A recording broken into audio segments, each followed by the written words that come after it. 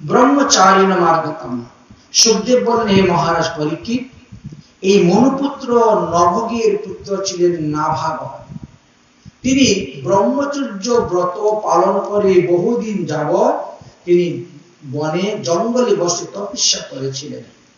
বহুদিন তপস্যা করেছেন, তিনি কখনো বাড়িতে ফিরে আসেন নাই।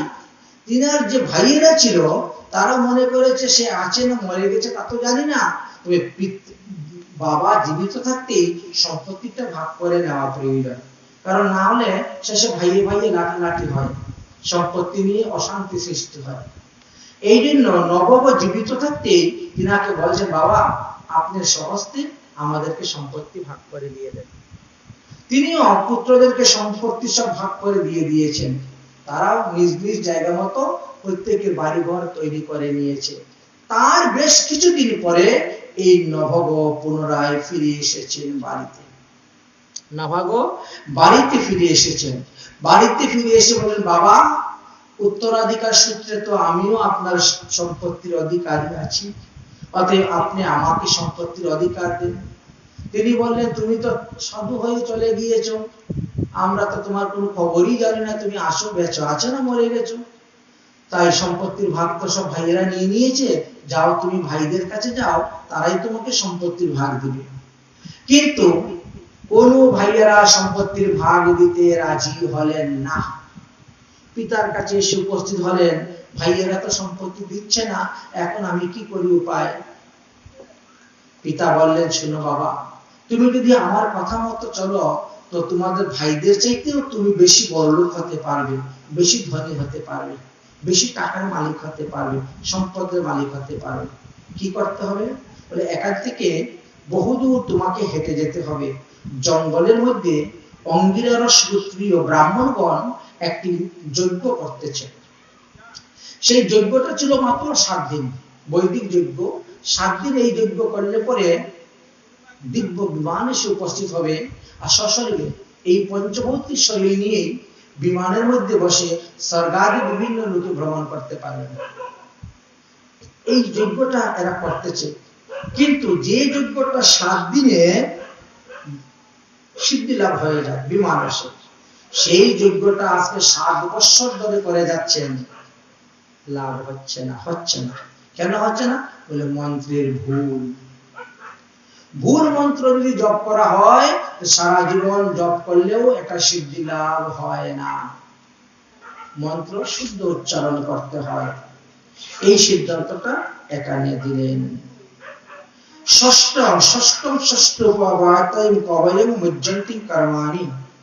প্রতি ষষ্ঠ দিবসের যে মন্ত্রটা, সেই মন্ত্রতে এদের ভুল আছে।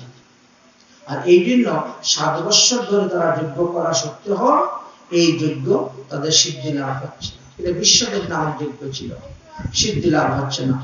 সেই মন্ত্রটা আমি জানি, শুদ্ধ মন্ত্র। সেই শুদ্ধ মন্ত্রটা গিয়ে তুমি সেখানে উচ্চারণ করবে, উচ্চারণ করার সঙ্গে সঙ্গে দেখবে আকাশ মার্গেতে বিমান এসে যাবে, আর বিমানে বসে সব মুনি ঋষিরা চলে যাবেন, আর গুরুদক্ষিণা রূপে তোমাকে তখন তারা সব দান করে যাবে। ওখানে স্বর্ণ থালা, স্বর্ণের ইট দিয়ে যজ্ঞকুণ্ড তৈরি করা, সমস্ত বাসনপত্র, ঠাকুরের ঘট, পূজার সামগ্রী সব স্বর্ণ। তুমি বহু টাকার সম্পত্তির মালিক হতে পারবে, যা তোমাদের ভাইয়েদের মধ্যে নাই। অতএব তুমি তাই করো গিয়ে। এই স্থানে আমাদেরকে প্রমাণিত দেখালেন যে ভুল মন্ত্র জপ করলে আমাদের সিদ্ধি লাভ হয় না। আমাদের মধ্যে অনেকে কৃষ্ণ মন্ত্রে দীক্ষা নিয়েছেন, তবে মন্ত্রের আগে দেবেন কারো ওম শব্দ আছে, কিন্তু ব্রহ্মাকে যখন কৃষ্ণ ভগবান দীক্ষা দিয়েছিলেন তখন সেটা মন্ত্রতে ক্লিন শব্দ ছিল, তার প্রমাণ পাওয়া যায়। তাই মন্ত্রের আগে যদি ক্লিন শব্দ না থাকে, মন্ত্রের শেষে যদি সোয়া শব্দ না থাকে, মন্ত্রের মধ্যে যদি চতুর্থান্ত পদ না থাকে, মন্ত্রের মধ্যে যদি ষড়ঋষ্য না থাকে, তাহলে সেই মন্ত্রটা দীক্ষা মন্ত্র বলে গ্রহণ হয় না। কৃষ্ণ মন্ত্রে দীক্ষিত একথা বুক ফুলিয়ে বলতে পারবে না, তার মন্ত্রতে ভুল আছে। আর ওই ভুল মন্ত্র জপ করলে কখনো সিদ্ধি লাভ হবে না। তার প্রমাণটা এই শ্লোকের মধ্যে পাওয়া যাচ্ছে, এই স্থানে পাওয়া যাচ্ছে। যাই হোক, পিতার আদেশ অনুসারে তিনি সেইভাবে সেই গভীর অরণ্যতে গিয়ে প্রবেশ করলেন। গভীর অরণ্যে প্রবেশ করার পর দেখলেন যে 108টি যজ্ঞ কুণ্ড তৈরি করে সবাই যজ্ঞ করতেছে। নাভাগ গিয়ে প্রণাম করলেন, হে মুনিগণ, হে ঋষিগণ, আপনারা কিসের জন্য যজ্ঞ করতেছেন? স্বর্গায় লোকায়, স্বর্গাদি বিভিন্ন লোকে আমরা গমনাগমন করতে পারবো, এর জন্য বিমান আসবে এই যজ্ঞের দ্বারা। তো কতদিন করতে হবে তা তো জানি না বাবা, শাস্ত্রে তো লিখেছে 7 দিন যজ্ঞ করলে বিমান এসে যায়, কিন্তু 7 বৎসর ধরে যজ্ঞ করে যাচ্ছি, তথাপিও বিমান আমাদের তো আসতেছে না। কারণটা কি তো বুঝতে পারছি না। প্রথম মনে করেছি কি, মনে হয় স্থান দোষ। স্থান দোষ শোধন করার জন্য কি করতে হয়? হরিণকে বিচরণ করাতে হয়, মৃগসার বলা হয়েছে। পুরুষ হরিণ কৃষ্ণ সার কে বিচরণ করাইলে সেই ভূমি শুদ্ধ হয়ে যায়। যদি কৃষ্ণ হরিণ না পাওয়া যায়, তাহলে সোনার লাঙ্গল দিয়ে হাল চাষ করা, তাহলে সেই অপবিত্র স্থানটা পবিত্র হয়ে যাবে, শুদ্ধ হয়ে যাবে। সেটা করলাম, তথাপিও হচ্ছে না। তখন ভাবলাম কি, মনে হয় আমরা যে যজ্ঞ কুণ্ড তৈরি করেছি, ইটের মধ্যে তো থাকে গন্ডগোল, শ্মশানের ছাই মাই কত কিছু থাকে, ঠিক আছে নাকি? কত হাড্ডি বুদ্ধি থাকে। এই জন্য স্বর্ণ ইট তৈরি করে, স্বর্ণ ইট দিয়ে কুণ্ড তৈরি করা। তারপরে দ্রব্য দোষ, বাজার থেকে এক একটা দ্রব্য এনে ভালো করে ধুইয়ে শুকিয়ে তারপরে যজ্ঞতে ব্যবহার করলাম, তথাপিও আমাদের সেই আশা পূর্ণ হলো না। জানি না কেন হচ্ছে না। তখন তিনি বলছেন যে সব কিছু ঠিক আছে, স্থান দোষ নয়, দ্রব্য দোষ নয়, আপনাদের হয়েছে মন্ত্র দোষ। আপনাদের মন্ত্রের ভুলের কারণে আপনাদের সিদ্ধি লাভ হচ্ছে না। আমি সেই 2টি মন্ত্র জানি গুরুদেব, তাহলে তুমি সেই 2টি মন্ত্র বলে আমাদের কার্যসিদ্ধি করে দাও, তাতে আমার কি লাভ হবে?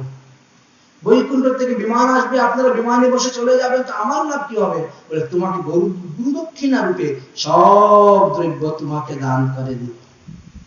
প্রসন্ন হয়ে গেলেন, সন্তুষ্ট হয়ে গেলেন, আর তিনি সেই 2টি মন্ত্র উচ্চারণ করার সঙ্গে সঙ্গেই যজ্ঞ পূর্ণ হয়ে গেল। বিমান আসলো, ঋষিরা নাভাগকে সমস্ত দ্রব্য দান করে দিয়ে তারা বিমানে বসে চলে গেলেন। নাভাগ তখন তিনি সমস্ত দ্রব্য একত্রিত করছেন, এইগুলা জঙ্গল থেকে বাড়িতে নিয়ে যাবেন। কিন্তু মাথায় করে যখন রওনা হয়েছেন, তখন উত্তর দিক থেকে এক ভয়ঙ্কর চেহারা কালো রঙের এক পুরুষ এসে সামনে উপস্থিত হয়েছে। দাঁড়াও নাভাগ, তুমি আমার সম্পত্তি হরণ করে নিয়ে কোথায় যাচ্ছ? এই সম্পত্তির মালিক আমি।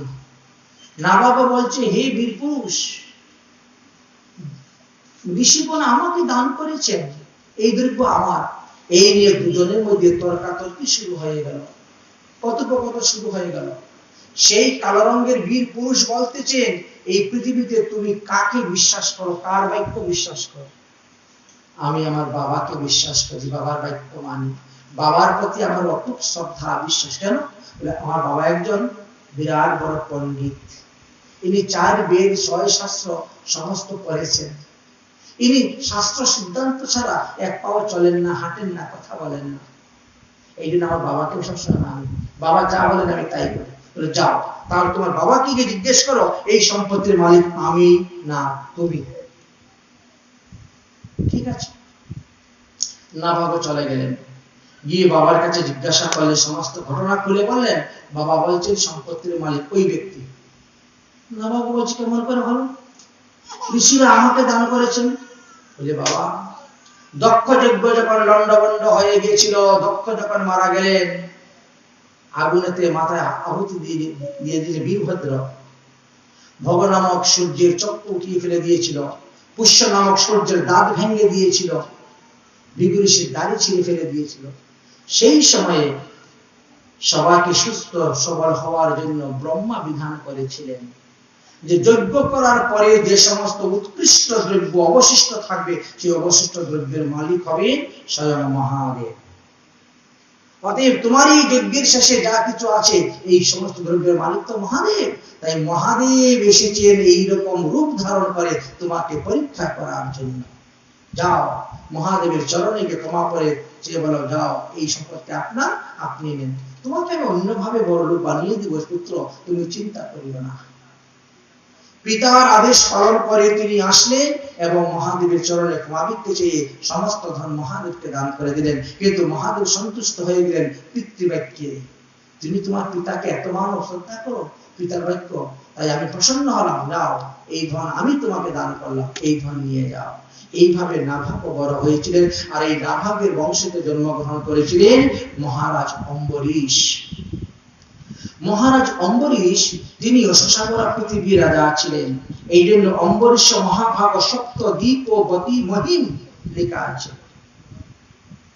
সপ্তদ্বীপা পৃথিবীর রাজা ছিলেন।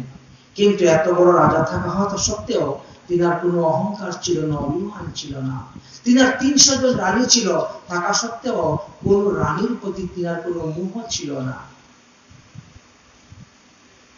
অম্বরীশ মহারাজ নববিধা ভক্তির অঙ্গ যাজন করেছেন, যা সত্য যুগে প্রহ্লাদ মহারাজ বলে গেলেন। তখন ত্রেতা যুগ আরম্ভ হয়ে গেল। সত্য যুগের শেষ, ত্রেতা যুগের আরম্ভ, তখন অম্বরীশ মহারাজ রাজা হয়েছে। অম্বরীশ মহারাজ নববিধা ভক্তি যোগ পালন করেছেন, যা প্রহ্লাদ পালন করতে পারেন নাই। প্রহ্লাদ শুধু মুখে বলে গিয়েছেন শ্রবণম কীর্তনম বিষ্ণু স্মরণম পাদ সেবনম অর্চনম বন্দনম সত্য আত্মনিবেদনম, কিন্তু তিনি নিজেও নববিধা ভক্তি পালন করতে পারেন নাই। এই নববিধা ভক্তি পালন করেছিলেন একমাত্র অম্বরীশ মহারাজ। অম্বরীশ মহারাজ একদিন দেবর্ষি নারদের সঙ্গে সাক্ষাৎ। দেবর্ষি নারদকে জিজ্ঞাসা করলেন যে কোথায় বসে ভজন করলে তাড়াতাড়ি ভগবান পদপদ্ম লাভ করা যাবে। দেবর্ষি নারদ বললেন একমাত্র শ্রীধাম বৃন্দাবন। বৃন্দাবনে গিয়ে যদি আপনি ভজন করেন তাড়াতাড়ি ভগবান পদপদ্ম লাভ করতে পারবেন। এখানে বসে আপনি ভজন করলে সেই ফল লাভ করতে পারবেন না। যদিও অযোধ্যা ৭টি মুক্তিদায়িনী তীর্থের মধ্যে একটি মুক্তিদায়িনী তীর্থ, তথাপিও বৃন্দাবন ধামে চতুর্বিধা মুক্তি বর্তমান। অযোধ্যা ধামেতে কেবল মরলে পরে আপনার মুক্তি হবে, আর বৃন্দাবন ধামে যে জন্মগ্রহণ করছে তার মুক্তি, যে মরেছে তার মুক্তি, যে জন্মগ্রহণ করে নাই মরেও নাই বৃন্দাবনে গিয়ে দীক্ষা গ্রহণ করে এসেছে তার মুক্তি। আবার বৃন্দাবনে জন্মগ্রহণ করে নাই, বৃন্দাবনে মরেও নাই, বৃন্দাবনে গিয়ে দীক্ষা গ্রহণ করে নাই, কিন্তু বৃন্দাবনে গিয়ে তার দেহটাকে পুরানো হয়েছে, তার মুক্তি। এই চতুর্বিধা মুক্তি বৃন্দাবন ধামে আছে।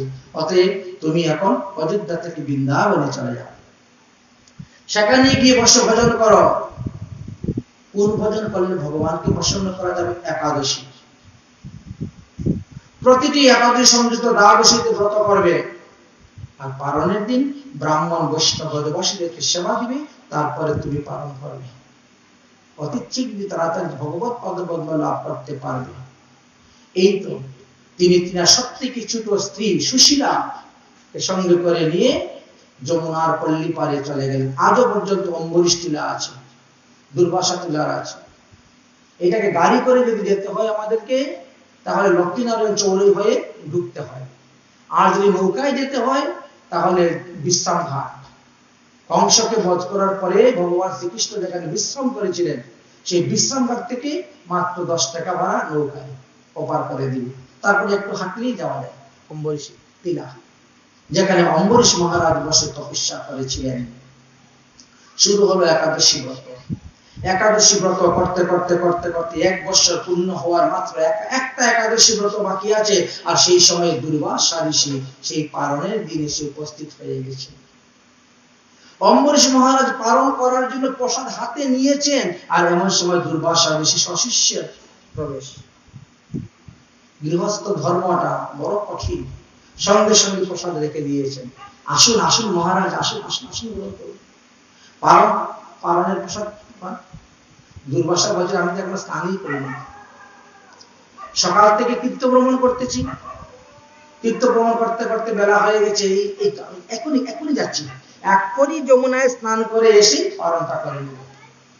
কিন্তু যমুনায় যখন স্নান করতে গেলেন, ওখানেই সময় নষ্ট হয়ে গেল। অম্বরীশ মহারাজ বড় চিন্তার মধ্যে পড়ে গেলেন, কারণ একাদশী সংযুক্ত দ্বাদশীতে ব্রত করলে দ্বাদশীর মধ্যেই পালন করতে হবে। যদি পালন না করেন 1 বৎসরে সমস্ত একাদশী পূর্ণ মাটি হয়ে যাবে এবং আপনাকে ঘোর নরকে বাস করতে হবে। সমস্ত পণ্ডিতদেরকে জিজ্ঞাসা করলেন, এখন আমি কি করি বলেন?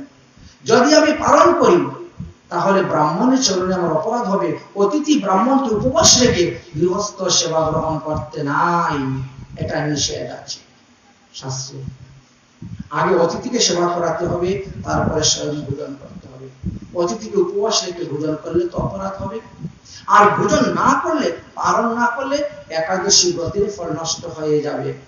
এই দুই অবস্থার মধ্যে তো আমি বিপদে পড়ে গেলাম। এখন আমি কি করি? উভয় সংকট আমার, আমি কোন দিকে যাব রাস্তা খুঁজে পাচ্ছি না। অতএব পণ্ডিতগণ, আপনারা আমাকে একটা বিধান দিন। পণ্ডিতরা তখন বিধান দিলেন বিষ্ণু চরণামৃতম। ওটা জলপানকে আহার বলা হয় না, অথচ বিষ্ণু চরণামৃত পান করলে একাদশী ব্রতের পালন হয়ে যায়। নিরম্বু নয়, ফলাহার করলেও। কারণ সূর্য উদয়ের আগে, রাত্রে 12টার পরে সূর্য উদয়ের আগ পর্যন্ত জল গ্রহণ করতে নাই। সজলা করা সত্ত্বেও মনে করেন আপনার শরীর অসুস্থ, আপনার দ্বারা নির্জলা সম্ভব নয়, আপনি একাদশী দিন সজলা করেছেন, একাদশী দিনে আপনি 11 বার খান, তা তো কোনো দুঃখ নাই। কিন্তু রাত্রে 12টার পরে আর আগামী করলে সূর্য উদয়ের আগে যদি আপনি 1 ফোঁটা জল খান, আপনার ব্রত নষ্ট হয়ে যাবে। ওটা করা যাবে না। এই 6 ঘন্টা 7 ঘন্টা আপনাকে ঘোর নির্জলা থাকতে হবে কাজটা।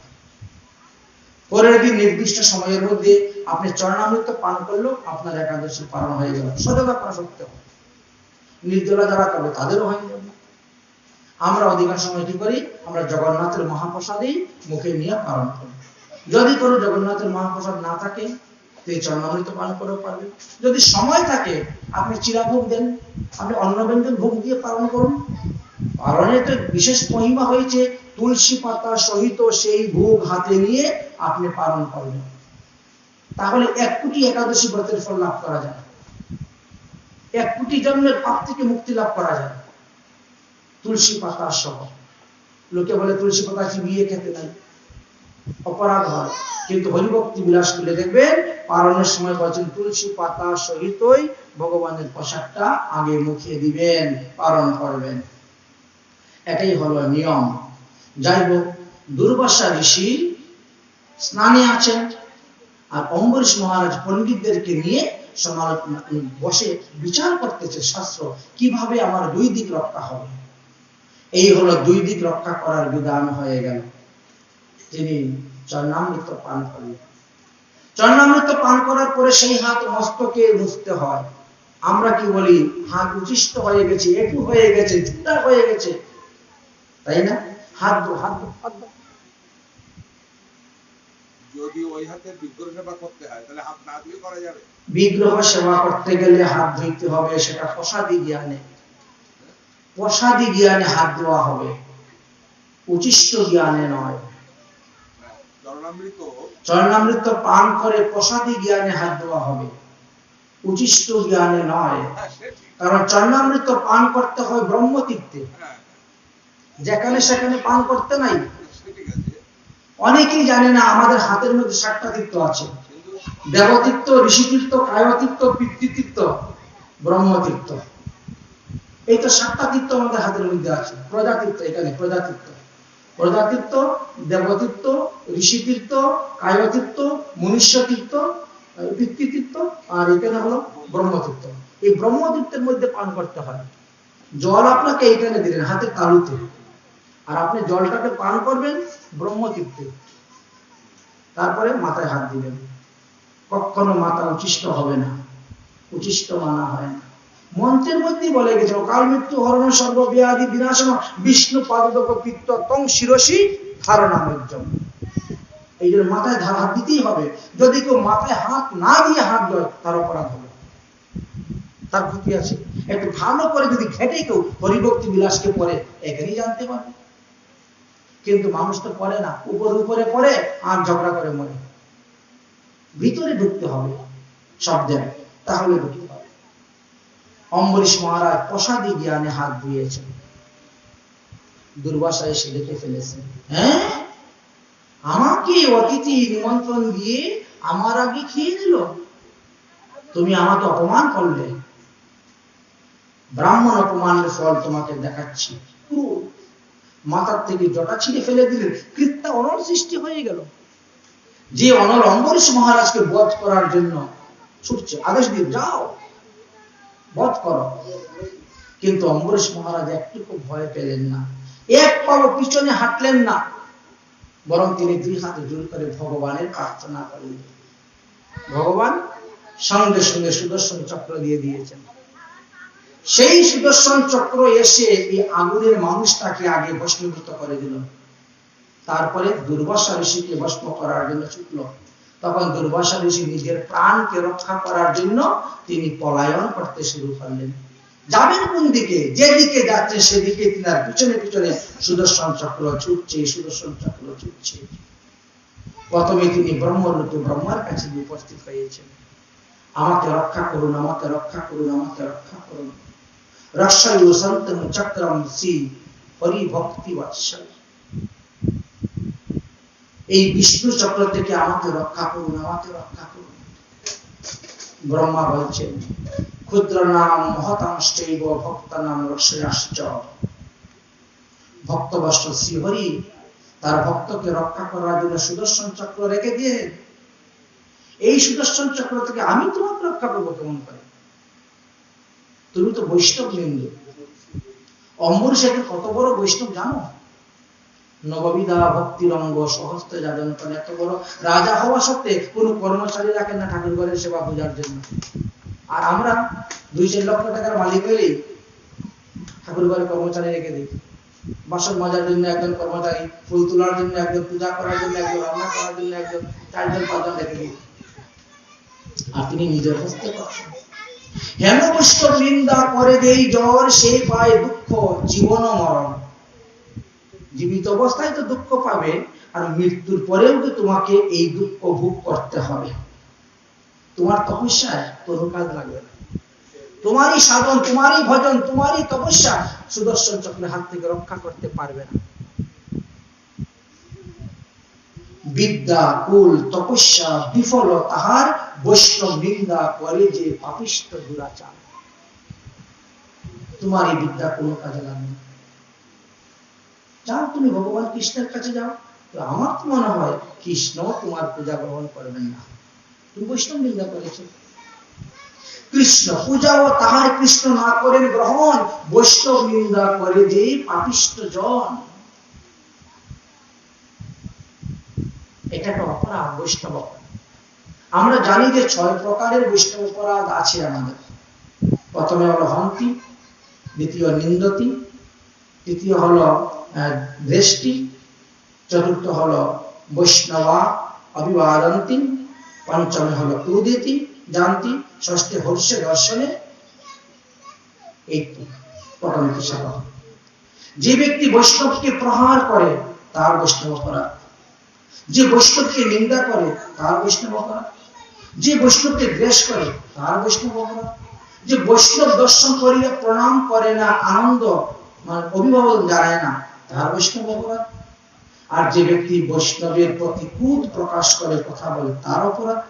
বৈষ্ণব দেখি আনন্দ না পাইলে পর্যন্ত বৈষ্ণব অপরাধ হয়ে যায়। অতএব বৈষ্ণবের ঠাঁই হয় যার অপরাধ, মহা মহা ভজনেতে পড়ে যায় বা। দুর্বাসা ঋষি, আমি তোমাকে রক্ষা করতে পারবো না। বৈষ্ণব অপরাধী ঈশ্বর ভজনের ফল লাভ করতে পারে না। যদিও তিনি জপ করেন, বিগ্রহ সেবা পূজা করেন, এইগুলা অভিনয় মাত্র সার হয়ে থাকে, এগুলা অজাগর স্তনের মতন বিপুল হয়ে থাকে, এতে তার ফল লাভ করা যায় না। সর্বমহাপাশ্চিত্র যে কৃষ্ণের নাম, বৈষ্ণব অপরাধ করলে তাতে না মিলিবে ত্রাণ। কৃষ্ণ নাম করলেও তোমার লাভ হবে না, কারণ কৃষ্ণ নাম করে সদা অপরাধের বিচার। তুমি বৈষ্ণবের মাথায় ডান্ডা মারবো আর এদিকে আমি 1 লক্ষ হরিনাম জপ করবো, কোনো লাভ হবে না।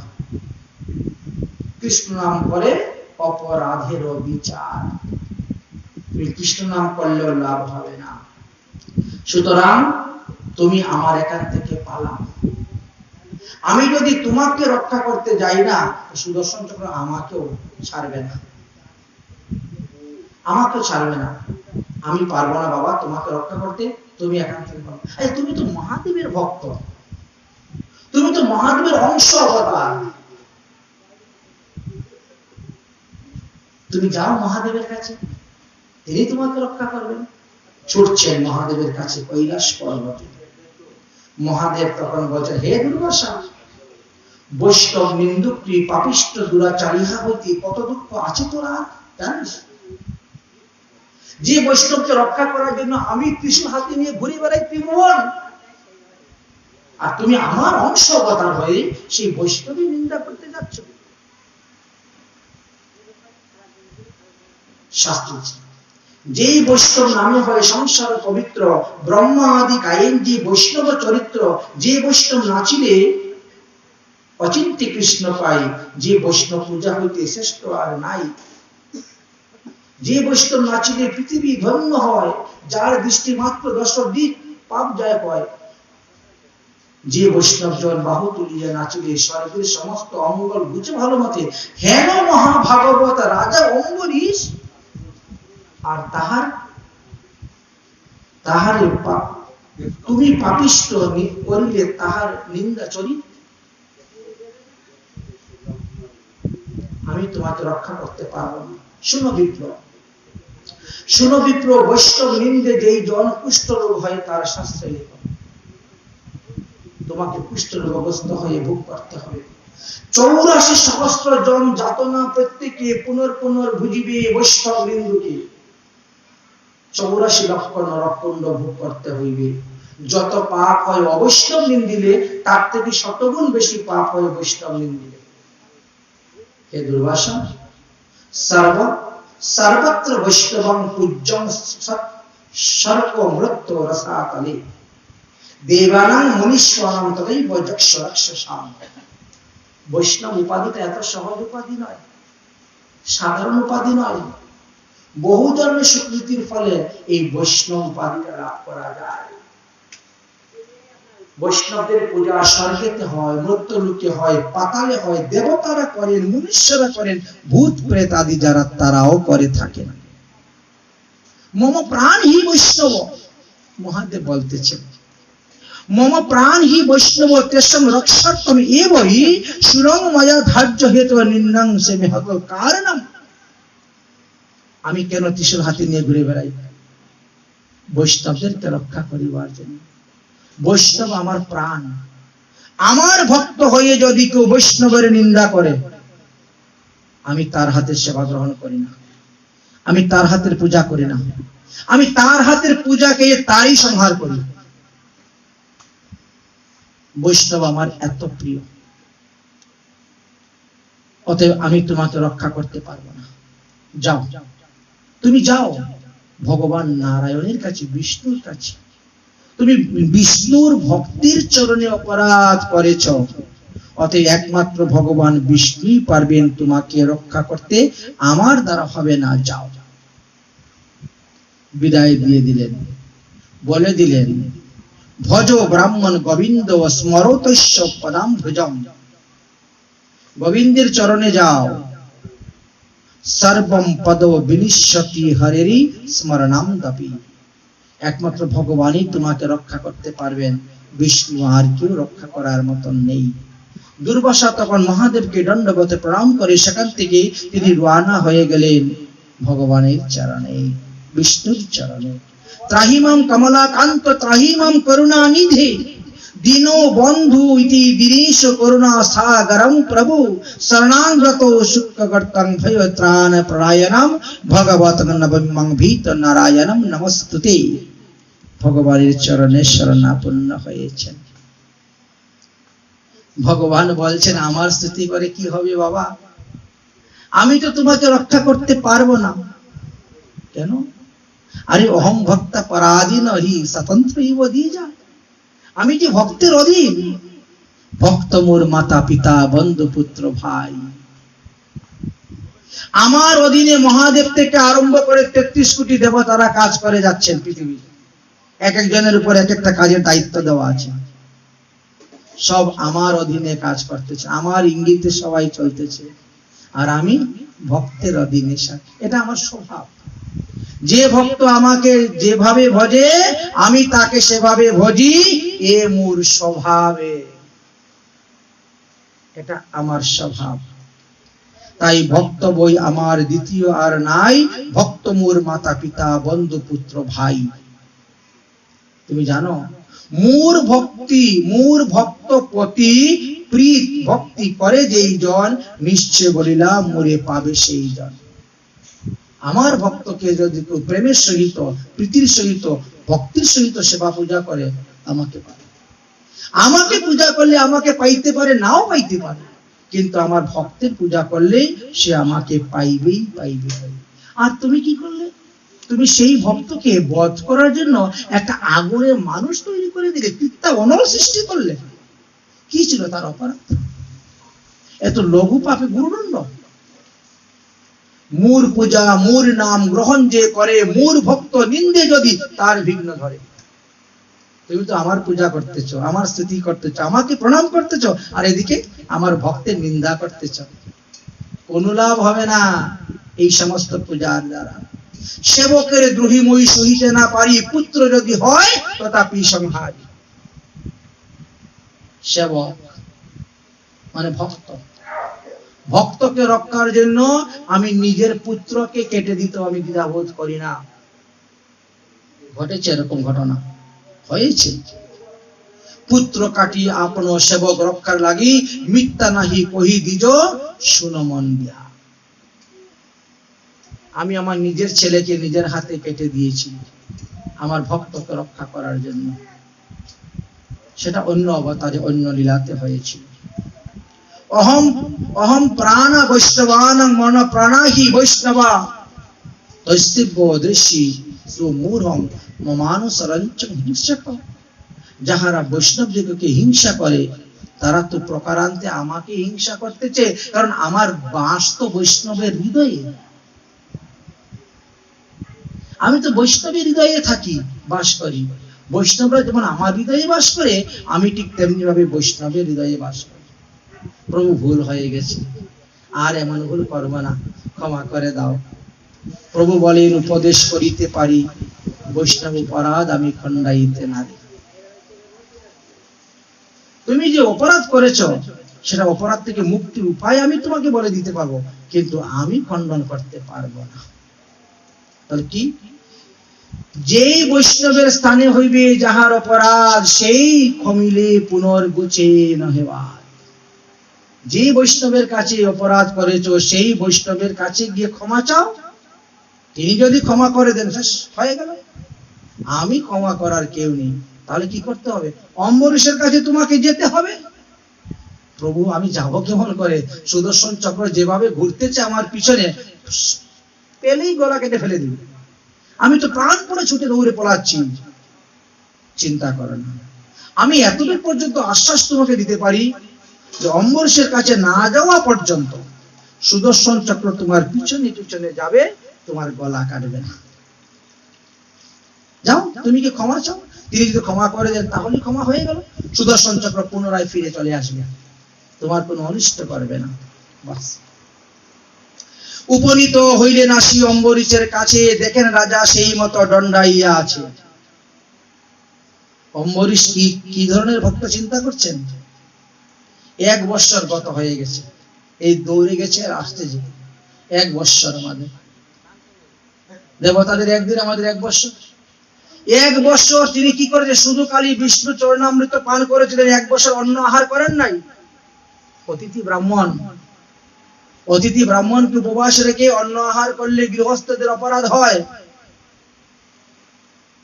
এই জন্য তিনি 1 বৎসর শুধুমাত্র এই বিষ্ণুর চরণামৃতই পান করে যাচ্ছেন, বিষ্ণুর চরণামৃতই পান করে যাচ্ছেন। কাতরে দুর্বাসা মণি কহন নৈপরিয়ে, মহারাজ তুমি রক্ষা করো আমারে। অম্বরীশের চরণে এসে পড়ে গেলেন দুর্বাসা। অম্বরীশ তো পরম ভক্ত, তিনি ঋষিকে তাড়াতাড়ি ভূমির থেকে তুলে নিয়ে আলিঙ্গন করে নিলেন।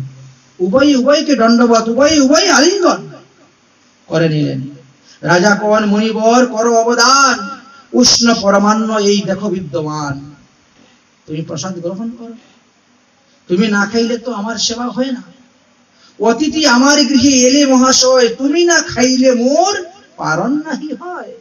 আমি এখন পর্যন্ত না খেয়ে আছি, 1 বছর ধরে শুধু খালি বিষ্ণুর চরণামৃত পান করে করে আমি কাটাচ্ছি, আর অপেক্ষা করে আসছি যে কখন তুমি আসবে, কখন তুমি আসবে।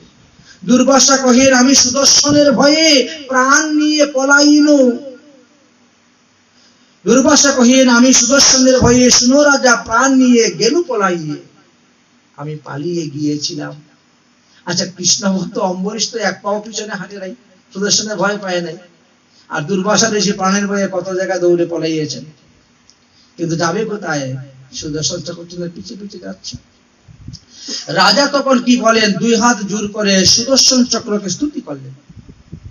হে সুদর্শন চক্র, আমি যদি কৃষ্ণ ভক্ত হয়ে থাকি, আমি যদি জীবনে কোনো সৎকর্ম পুণ্যকর্ম করে থাকি, তাহলে ওই পুণ্য ওই সৎকর্মের বিনিময়ে আমি এই ব্রাহ্মণের প্রাণ ভিক্ষা চাচ্ছি।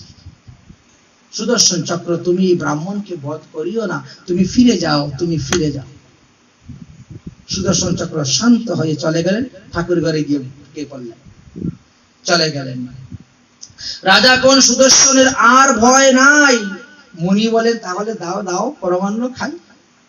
এবার খাওয়া দাওয়া হলো। দুর্বাসা আহার করিয়া যথাস্থানে গেলা, অম্বরীশী রাজা তবে পারণ করিলা, মানে অন্ন গ্রহণ করলেন। এমনই অপূর্ব মহিমা এই অম্বরীশ মহারাজের চরিত্র কথায় আমরা পেলাম।